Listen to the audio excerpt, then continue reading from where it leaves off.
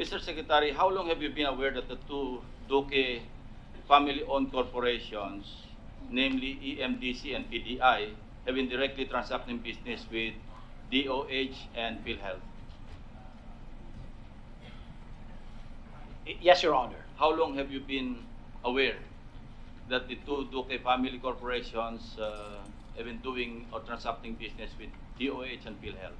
For the EMDC, Your Honor, it was in 2013 that this came to my attention.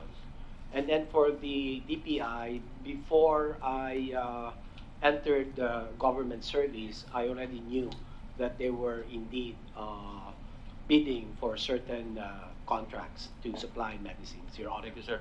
How long are these two corporations doing or transacting business with the two agencies, PhilHealth and DOH? Gaano katagal na po? Yung sakwal po sa EMDC mula 2012 hanggang 2019 po. Hanggang December 2019. Matatapos po yung kontrata po. Opo.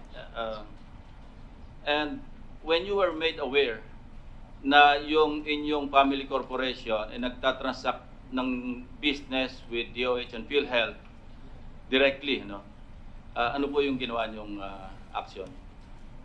Nung naupo na po kayo, kasi 2005 to 2010, and then you were ex officio chair or you were ex officio member being the CSC chair. And then again, starting October or November 2017, naupo uli kayo bilang DOH secretary. Sa EMDC po, wala pong direktamenteng... Hindi po. Ano po yung ginawa ninyo nung nalaman nyo na yung inyong family corporation, meron palang business na tinatransact sa PhilHealth muna. And then yung PDI, doon naman sa DOH. Meron ba? Nung nalaman ko po na ang pag-aari ng pamilya, yung korporasyon ng pamilya, doon po sa gusali, na inuupahan po ng PhilHealth, ay ang circumstances din na nalaman ko, nangangailangan talaga ng building ang PhilHealth kasi pinaalis po sila dahil fire hazard yung kanila pong building na ang tawag Esperasyon building. So nakiusap po sila sa aking kapatid na dati pong Pangulo ng EMDC, si Attorney Gonzalo Duque, na kung pwedeng gamitin yung pong gusali na pag-aari ng pamilya. Hindi po kami ang lumapit, sila po ang lumapit. You did not make any attempt at all to transfer to another location, knowing that the EMDC that owns the building is transacting business with PhilHealth na kayo po yung ex officio chair? At that time, nung nangyayari po yung transaksyon na yon, I was not an ex officio chair. Pero ex officio member po kayo bilang CSC chair? Tama po kayo, ex officio member. Kaya nga po ang ginawa ko, dinisclose ko po kay dating Pangulo ng PhilHealth, si Attorney Alex Padilla.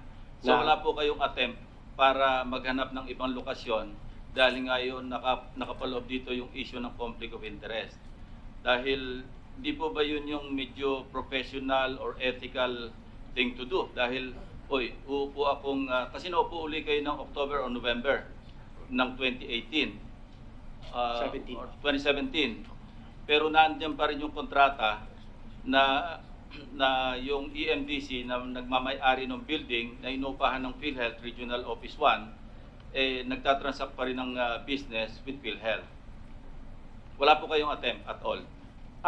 Wala po at dahil that time. Dahil po ninyo na walang conflict of interest. Opo, dahil yun po ang tingin ko naman ay wala naman pong conflict of interest dahil po ang negosyo naman ng korporasyon ng pamilya ay ang eskwelahan, ang universidad na nasa ilalim direktamente ng regulatory authority ng CHED, DepEd at saka ng TESDA. At wala po siyang direktamenteng regulatory authority ang PhilHealth and DOH doon po sa aming pong university, the Lyceum Northwestern University, which is owned by the EMDC. Bakit po nag-manifest nung lumabas na po ito in the open? Bakit po napagpasyahan ninyo na i-terminate na wag nang i-renew yung kontrata at tapusin ito sa December 2019? Hindi po ba yun ay sabihin na nating admission na meron talagang conflict of interest. Kasi kung wala, hindi nyo po ito i-terminate. Unang-una po, wala pong conflict of interest dahil... Hindi po. Sorry. Ang tanong ko po, bakit po nyo biglang hindi na i-extend at sabi ninyo, sige hanggang December 2019 na lamang. So yung po ba'y admission na meron talagang conflict of interest? With all due respect, hindi po. Kasi ito po yung business Bakit decision. po nyo pina-terminate niya? Pina-terminate na namin, it's a business decision because the university is on its growth trajectory. We need more classrooms, we need expansion for the laboratories, and more classrooms because of a growing enrollment. And besides, 2 taon na po sila na dapat umalis noong 2017 at naghahanap po sila ng property, and that we have the documents to say that, Your Honor, na lilipat po sana sila sa Kalasyaw. Meron po silang balak matagal na lumipat, nakatukoy na po sila ng isang lote at 2 gusali na doon po sila lilipat. Ang nangyari po ay na hindi naman po natuloy for reasons I am not aware of. Okay. Sa doctors pharmaceuticals naman po, gaano katagal na po nagsusupply ng gamot ang DPI sa DOH? Alam niyo po, sir, kasi nag-divest ako noong 2005. Hindi po, ang tanong ko po, gaano katagal na po nagsusupply ng gamot ang PDI sa DOH? Pwede ko bang, Sige with po, all due masisino respect, sa inyong, from the DPI, can we have someone to respond? Thank you, Mr. Chairman. Your Honor, ang DPI po, Cesar Duque yes. is recognized. Okay. For the record ho, ang DPI ho, nung binili namin noong 1996, matagal na hong nagsusupply ng mga gamot sa gobyerno, sa DOH.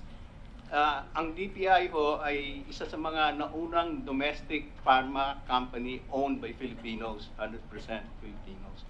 Matagal na hong nagsusupply ng mga anti-TB. Isang rason kung bakit namin binili rin, ay hindi naman namin alam na magiging kalihim ang aming kapatid. Dahil sa mga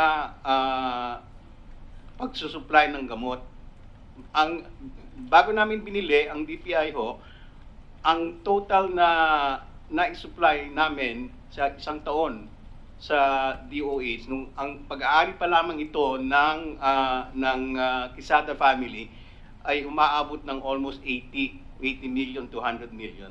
Matagal na ho talaga ang DPI na nagsisilbi ho sa gobyerno para sa pangangailangan ng gamot. So tuloy-tuloy po ito.